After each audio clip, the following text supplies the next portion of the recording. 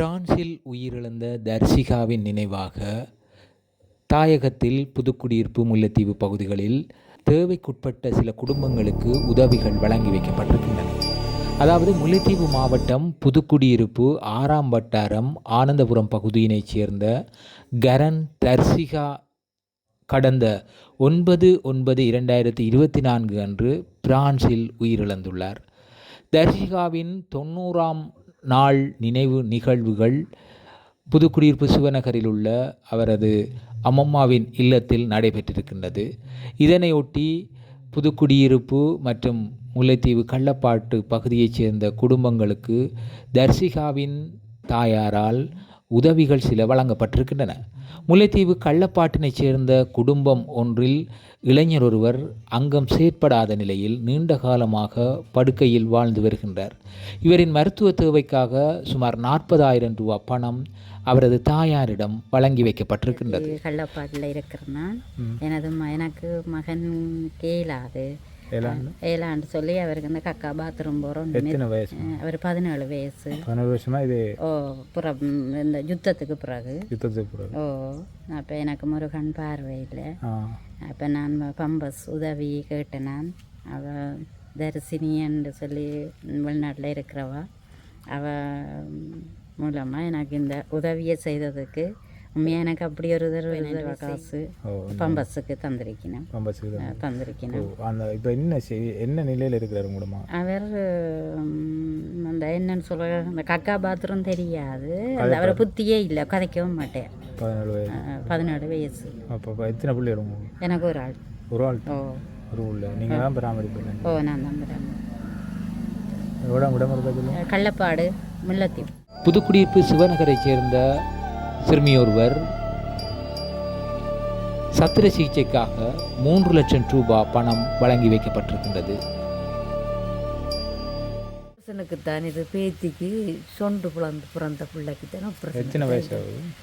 இப்போ இந்த 27ஆம் தேதி மார்கழி 27 தான் பிள்ளைக்கு ஒரு வயது.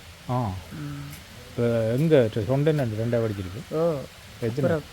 பிரபலியே தானே. ஆப்ரேஷன் எங்கே செய்யுது? அங்கே யாழ்ப்பாணம். சரி, ஓகே, நீங்கள் கொடுங்க.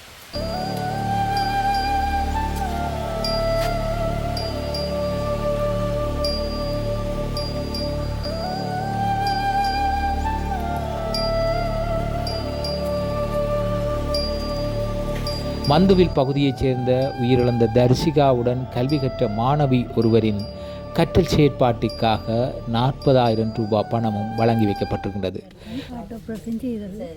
அப்போ எனக்கு இப்போ வேலை ஒரு மகள் படிக்கிறான். எத்தனை வயசு? 21 வயசு.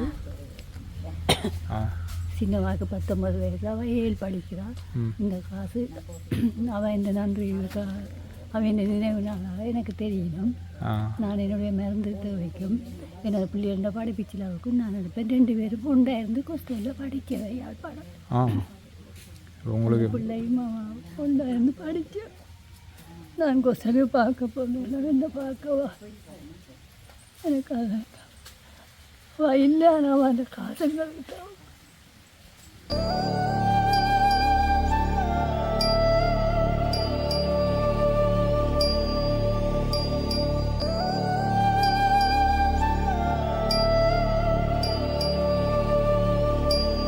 இவ்வாறு பிரான்சில் உயிரிழந்த தர்சிகா உண்மையில் அவர் செய்த பணியும் அவர் நினைவாக இந்த குடும்பங்கள் திருப்தியடைந்ததையும் விட்டு அவரது குடும்பத்தினர் அவரது ஆத்மா சாந்திக்காக பிரார்த்தனை செய்வதுடன் திருப்தியடைகின்றார்கள். இவ்வாறு தாயகத்தில் உள்ள வறுமைக்குட்பட்ட குடும்பங்கள் தேவைகளை உணர்ந்து உதவி செய்வதென்பது அளப்பெரிய ஒரு சேவையாகும். அவ்வாறான சேவையினையே உயிரிழந்த தர்சிகாவின் நினைவாக தர்சிகாவின் தாயாரால் மேற்கொள்ளப்பட்டிருக்கின்றது. இவ்வாறான சேவைகளை வாழ்த்துகின்றோம். உங்கள் பணி சிறக்க, தொடர்ந்தும் இறையருள் கிடைக்க, தர்சிகாவின் ஆத்மா சாந்தியடைய எல்லாம் வல்ல ஏக இறைவனை பிரார்த்திக்கின்றோம்.